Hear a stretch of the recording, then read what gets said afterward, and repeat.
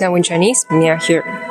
现在我来到了一家超市，今天我们来看一看春节的时候超市是什么样子的，有什么样的年货呢？我们开始吧。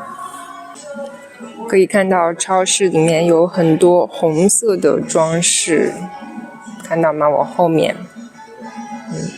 有卖很多糖果啊、零食啊，有很多这种大礼包，就是一包一包很大的零食。像这个是乐事的薯片大礼包，很大的一袋，里面有不同的口味的薯片，10包，上面写着10包，分享装，分享就是 share 这样的。还有这种更大了，这是几包的？这是15包的。还有很多糖果礼包，像这个旺仔的牛奶糖，还有 QQ 糖。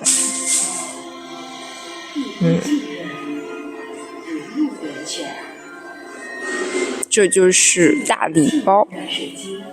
除了糖果，花生也很受欢迎，这种叫咸干花生，有咸味。花生的旁边这里是牛肉干，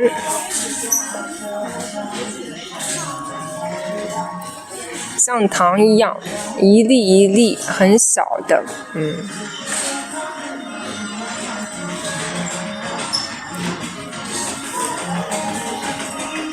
这也是好像不是牛肉干，我看到有海字这叫夹心牛肉粒，就是每个牛肉粒里面还夹着鱼。这里还有一些坚果礼盒，很受欢迎。这个牌子叫什么？3只松鼠，特别可爱。这里还有一些零食，这是肉松饼。肉松你们知道吗？就是这个 dried pork floss 做成饼。这个呢？这个叫咸蛋黄酥，酥就是 crispy 的意思。看，就是这种零食，它是里面有咸鸭蛋黄，味道很香。咸鸭蛋就是把鸭蛋用盐腌制以后做成的，然后呢，蛋黄这个部分就会流油，非常的香。这也是一种坚果礼盒，里面有很多种坚果。你们知道这些坚果用中文怎么说吗？